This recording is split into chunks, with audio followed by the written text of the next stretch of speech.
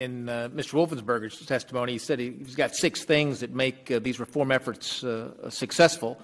By my count, 4 of the 6 things were things that transparency, too much transparency, might threaten. Private informal meetings are necessary. Check your partisan guns at the door, he said. Soliciting views from other members who are not on the panel, and flexibility and the ability to compromise. At some point, the reason I can't take pictures on the second floor of the Capitol is you never know who I might be talking to, and I want the freedom to be able to talk to who I want to talk to. We don't have that dynamic.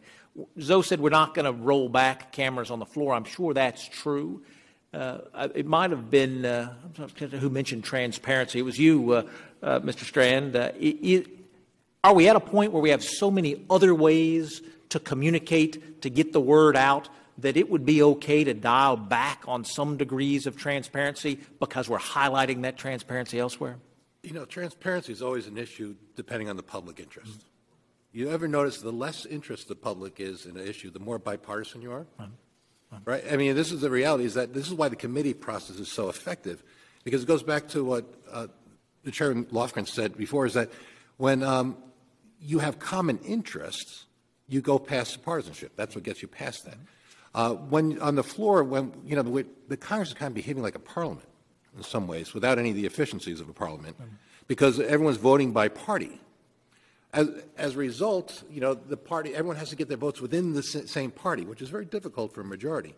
It wasn't that long ago that it was very common to have a lot of mixed votes from both parties on both sides of both issues, because members would vote their interest. If they're only voting their party, it's much more difficult to then turn around and make bipartisan compromise.